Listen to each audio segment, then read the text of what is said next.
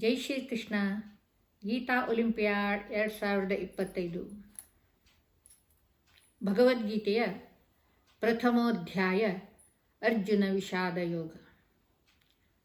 ಕುರುಡನಾದ ಧೃತರಾಷ್ಟ್ರನಿಂದ ಪ್ರಾರಂಭವಾದಂತಹ ಶ್ಲೋಕದಿಂದ ಮುಂದಕ್ಕೆ ಅರ್ಜುನನು ಯುದ್ಧರಂಗದಲ್ಲಿ ಯಾವ ರೀತಿಯಲ್ಲಿ ವಿಷಾದಕ್ಕೊಳಗಾಗುತ್ತಾನೆ ಎಂದು ತಿಳಿಸಲಾಗಿದೆ.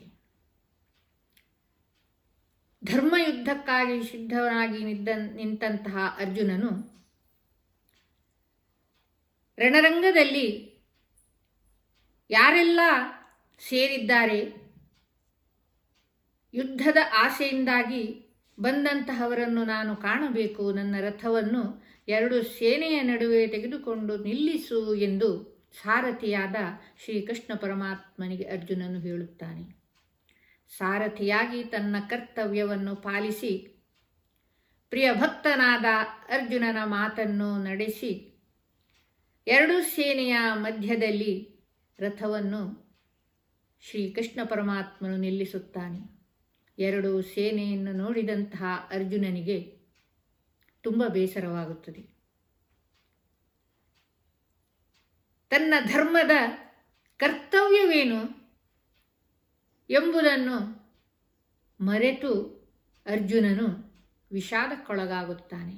ಇವರೆಲ್ಲರೂ ನನ್ನವರೇ, ಎಲ್ಲರೂ ನಮ್ಮವರೇ, ನಾನು ಇವರನ್ನು ಕೊಲ್ಲಬೇಕು ಯುದ್ಧದಲ್ಲಿ, ಈ ರೀತಿ ನಾನು ನನ್ನವರು ಎಂಬ ಭಾವನೆ ಅರ್ಜುನನಿಗೆ ಮೂಡುತ್ತದೆ. ಅರ್ಜುನನ ಜ್ಞಾನಕ್ಕೆ ಕವಿದಂತಹ ಕತ್ತಲೆಯಿಂದಾಗಿ, ಅಜ್ಞಾನದಿಂದಾಗಿ ಗುರು ಹಿರಿಯರನ್ನು, ಸಂಬಂಧಿಕರನ್ನು, ಸ್ನೇಹಿತರನ್ನು ಕೊಲ್ಲುವಂತಹ ಪಾಪವನ್ನು ನಾನು ಮಾಡಲಾರೆ. ಇದರಿಂದ ನಾನು ಯಾವ ನರಕಕ್ಕೆ ಹೋಗಲಿ? ಈ ಕೃತ್ಯವನ್ನು ನಾನು ಮಾಡಲಾರೆ ಎಂಬ ವಿಷಾದದಲ್ಲಿ ಅರ್ಜುನನಿದ್ದು ಶಸ್ತ್ರಾಸ್ತ್ರಗಳನ್ನು ತ್ಯಜಿಸಿ ರಥದಲ್ಲಿ ಬೇಸರದಿಂದ ಕುಳಿತುಕೊಳ್ಳುತ್ತಾನೆ. ನಾನು ಈ ಯುದ್ಧವನ್ನು ಮಾಡಲಾರೆ ಎಂದು. ಇಂತಹ ಸನ್ನಿವೇಶ ಜೀವನದಲ್ಲಿ, ಲೌಕಿಕದಲ್ಲಿ ಪ್ರತಿಯೊಬ್ಬ ಮನುಷ್ಯನಿಗೆ ಬರುವಂತಹದೇ ಸನ್ನಿವೇಶ. ಭೂಮಿಯ ಮೇಲೆ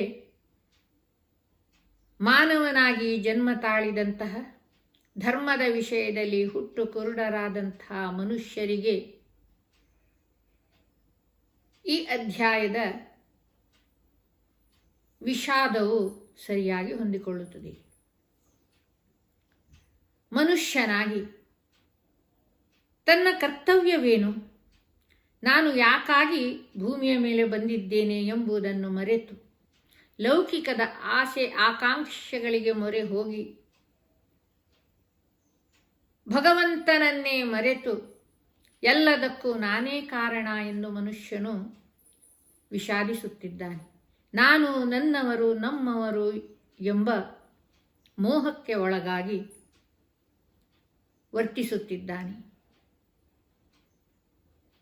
ಜೀವನದಲ್ಲಿ ಎಲ್ಲವೂ ನನ್ನದೇ, ನನ್ನಿಂದಾಗಿ ನಡೆಯುತ್ತಿದೆ, ನಾನಿಲ್ಲದೆ ಜೀವನವಿಲ್ಲ, ನಾನಿಲ್ಲದೆ ನಮ್ಮವರು ಇಲ್ಲ, ಈ ಭಾವನೆಯನ್ನು ಮನುಷ್ಯನು ತಾಳುತ್ತಿದ್ದಾನೆ.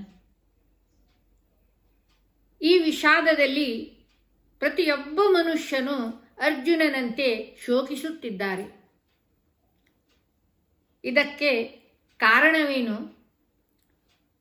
ನಾವು ಕೇವಲ ನಿಮಿತ್ತ ಮಾತ್ರ, ಕಾರಣೀಕರ್ತನಾದ ಭಗವಂತನಿದ್ದಾನೆ ಎಂಬುದನ್ನು ಮರೆತು ಅಜ್ಞಾನಿಯಾಗಿ ಲೌಕಿಕ ಲೋಕದಲ್ಲಿ ವಿಹರಿಸುತ್ತಿದ್ದಾನೆ ಎಂಬ ಎಚ್ಚರಿಕೆಯನ್ನು ನಮಗೆ ಈ ಅರ್ಜುನ ವಿಷಾದ ಯೋಗದಲ್ಲಿ ನೀಡುತ್ತಿದ್ದಾನೆ. ಧನ್ಯವಾದ.